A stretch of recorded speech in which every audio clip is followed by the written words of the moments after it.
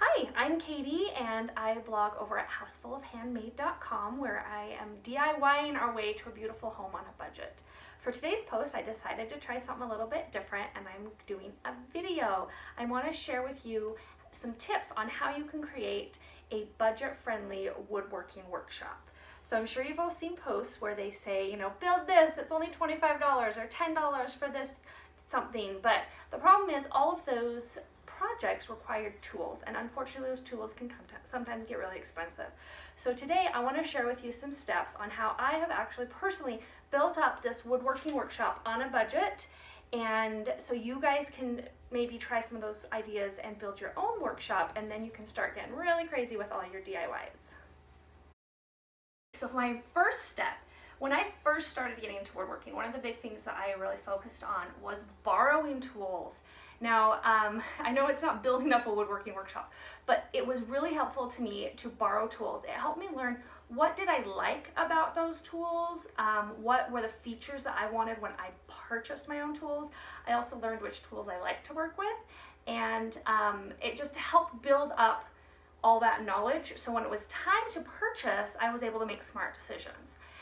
One of the other things that was great, and we still do this today, if I have a tool that I just can't afford, I can still borrow that one specific tool for a project, and that way I can still get a project done on a budget, and then eventually I can go ahead and purchase those tools myself.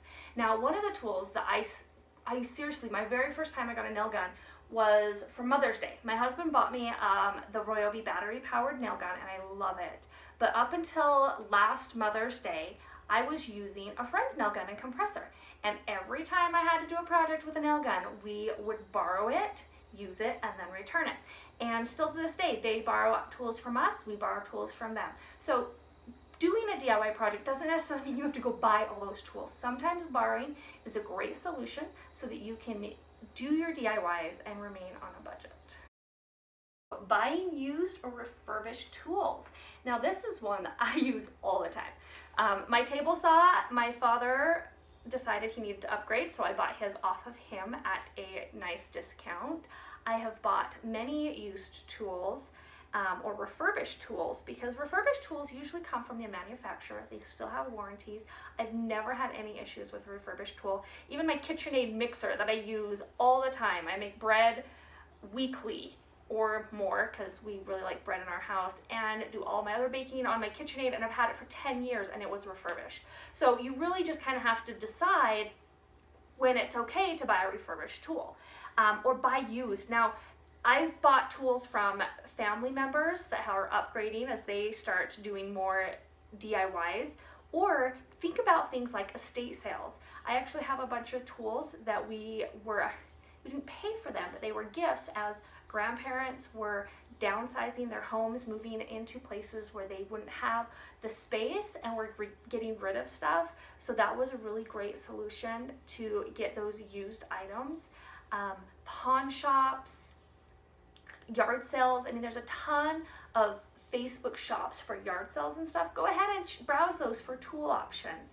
So just because you need a tool doesn't mean you have to go buy the full price tool. Definitely look at options of ways you can buy a used or even a refurbished tool to save yourself some money.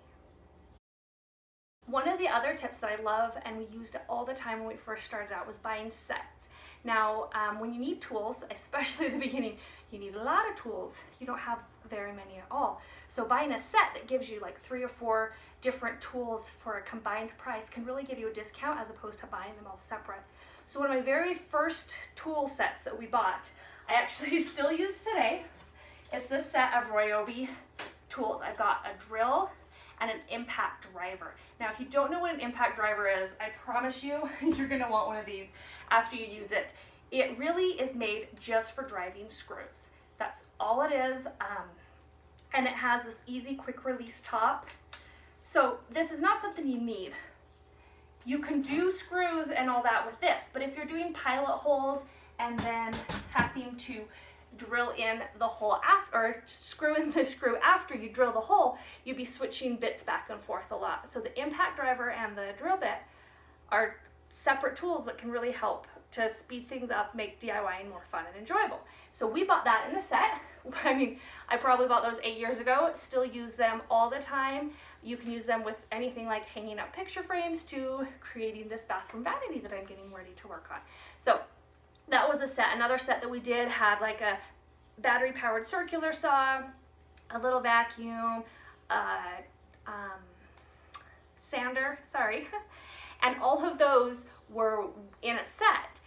We've actually since don't use very many of those anymore. We've upgraded because I didn't like the battery powered. It didn't seem to have as much oomph as something that was able to plug in, but that was something that got us through for the first few years of DIYing, and then as we kept doing more and more projects and had a little bit extra room in our budget, we were able to increase the quality of those tools, which I'm actually going to talk about next. When you first start, and even now to this day, I am a big fan of buying lower end but quality tools. Now the reason I say this is because I am not a professional. I do not use these tools all day, every day. I do not need a tool that is going to withstand consistent use. I need a tool that is going to give me good results, but doesn't have maybe the backing of a really high-end name. So the great thing is there are so many tools now that are made for DIYers. So if I'm not using it all the time, it doesn't really have to be a professional tool. It can be a lower end DIY tool. Now you can see I actually have a lot of the Ryobi branding here. It's great for DIYers because it is a budget friendly line, and they are not that professional tool that is going to be able to withstand hours and hours and hours of continued use over years and years and years. But for an occasional DIY, and I actually DIY I think a little more than an occasional, I'm out here during the warmer months a lot, that it still has held up beautifully, and I haven't had any issues with any of my lower end tools. Like our tile saw. When we bought the tile saw to do our bathroom, we bought a lower end one. I think I paid $89 for it, but it had great reviews, and that's one thing I do. I read reviews a lot. So it had great reviews. Everybody said great things. There are even professional tilers that had said great things about it for using it for smaller jobs. And I thought, what the heck, for $89, I'm gonna have a few tiling projects. It's worth it. So we bought it, and I've been extremely pleased with it, and it has been able to do everything that I've needed it to do. You can see my master bathroom, we did the tile in the floor as well as the tile around the bathtub, and I also redid my fireplace all with this tile saw. So it was really a very good purchase, and I know I'm going to use it again because we've got another bathroom remodel that's going to be coming up very shortly. So don't necessarily think you have to buy the top of the line. If you are a DIYer, you just need something that is going to give you quality results for your DIYing right now. One of my favorite ways to really get tools on a budget is to ask for them for gifts. I know there's lots of holidays that you get gifts for, so maybe think about asking for tools so you can build up your workshop with a gift that's budget friendly for sure. So like 2 years ago for I guess it was only a year and a half ago for Mother's Day, I asked for a nail gun. That is what I got for Mother's Day. Not really a traditional Mother's Day gift, but it was such a useful Mother's Day gift, and I've used it so much ever since. A few years for Christmas, I asked for a sander. Our sander was a battery-powered sander, and I felt like I was always charging my batteries in order to keep up with the project. It took a long time to sand anything. So I asked my sister told her that we really wanted a sander, and she found a great deal on Black Friday and was able to get us a nice sander for Christmas. So it's not traditional, but I think it's a really great option is to ask for those tools for gifts. And then you can really save your budget for the other stuff and build up that workshop too. Shopping sales. I'm a huge fan of shopping sales because I do not like paying full price for anything. Maybe it's because I spent so many years in retail and I was so used to having employee discounts that was so hard for me to leave my job. I just actually paid full price for jeans yesterday, and it was one of the hardest things I think I've done. I think it's the first time I've actually bought jeans since I quit my job 2 years ago. So I love shopping sales. If you shop sales, you're going to be able to save yourself money, and that is a budget DIYer's best friend. So tools. you can still buy tools on sale.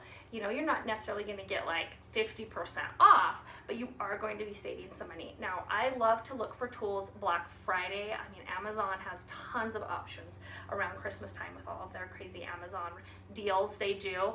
And then they even do Black Friday at Home Depot and Lowe's. They also do a spring Black Friday at those places. I don't know if you guys have ever noticed those, but that's one of my favorite times to shop at Home Depot and Lowe's. They do their spring Black Friday, so they get all of the stuff ready for summer. You know, that's when you start getting all of your yard work stuff, and so they do really good sales at that time of the year. Another time of the year for tools is Father's Day. Obviously, they think guys like the tools more than girls, so they put them on sale for Father's Day instead of Mother's Day. But I always take advantage at Father's Day and get a couple tools for myself as well if I need them. So definitely shop your sales, look for those things, and make sure you're getting a deal when you do have to buy something. Renting tools is something that I think needs to be talked about when we're talking about budget-friendly woodworking. I do not rent tools very often. I think renting tools is a great option if it's a specialized tool that you're only going to be using that one time or maybe only 2 times. But if the cost of the rental means I can buy a tool that is one of those lower end but quality tools for the same price, I would much rather buy the tool than spend the money renting it, because I can therefore use it again and again, which is what we did with our tile saw. I looked at how many times I was going to be needing the tile saw. It realized that for the rental price, I could actually buy this one that had great reviews, and then we ended up buying it. But I'm not saying that renting tools is not a great option. When I would be working with something like cement, that would be something that maybe I would not be doing very often because it's not my favorite thing to do. So renting a small cement mixer could help with a project like that, because it's something that you won't be using a lot, and it could be really expensive. So definitely take a look at renting tools, see if it's something that will work for you, but it's a good option if you need to do something on a budget. My very last tip is take your time. So I have been working on building up our workshop for probably about 8 years now. Well, basic tools like this, wrenches, screwdrivers, we bought that when we moved into our house, and we're doing things like hanging shelves and stuff like that. And that was over 10 years ago. But then as we started DIYing things, we started adding tools. So everything that you see here has been built up over time. Some of it has been free, some of it has been purchased, and we just slowly do it. When we need something, we look at whether we can fit it into our budget, and if we can't, then we look at our other options, whether it is to borrow it. Before buying the table saw, you better believe or the tile saw, I asked everybody around if they had one that I could borrow. There was nobody that I knew that had a tile saw, so that's when we decided to buy it and found a great deal for a product that would work for us. I actually have somebody that's getting ready to borrow it, so it's going to work out in that borrowing for them in the future. So really take your time. I mean, if you would believe, looking back here at all of these clamps, a year ago, August is my birthday month, so for my birthday last year, I got my very first clamps. All of these clamps here have been accumulated since, and actually I haven't paid for a single one because they have been from grandparents that have been downsizing and clearing out things. We were able to be lucky enough to get a bunch of clamps from that. But I had 2 clamps, and I did everything with 2 clamps for the last year. Now I have more clamps. It's going to make woodworking easier. Is it necessary? I mean, I've done it. I've built so many things without it. So I don't know that it's really necessary, but it is helpful. So don't think you need to go out and buy everything. If you are looking to just get started, I would recommend, obviously, you're going to need a drill.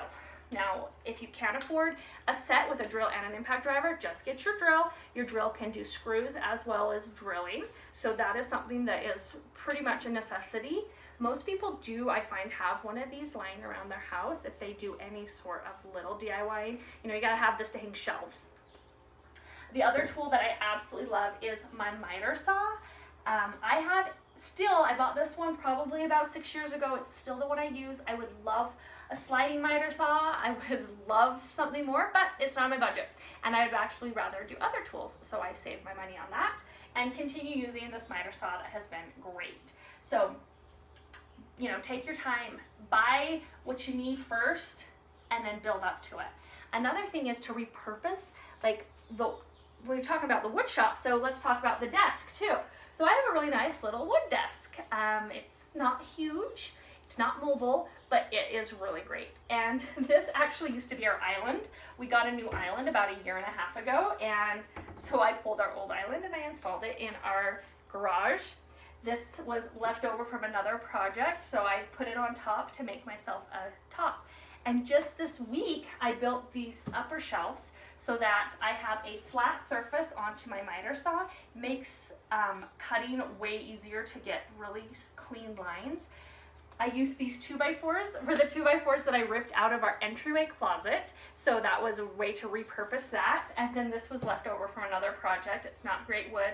It's actually underlayment for floor, but it works great in my wood shop. So I'm really good at repurposing. I'm really good at just taking my time.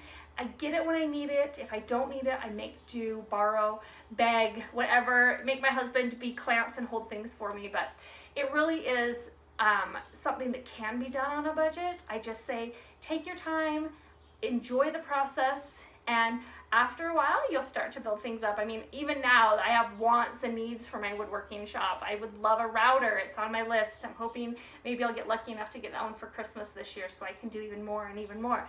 But until then, I make use with what I have, and I'm really enjoying our DIY journey. So I hope you guys enjoyed the video. It was kind of a fun, different way to share with you some ideas and thoughts. And I'm hoping that I will be good and do this once a month so you guys can keep me accountable. I'm going to do a video for you, get in front of the camera, and share with you some of my thoughts on how we're just DIYing our house, trying to just do it all on a budget. So have a great day.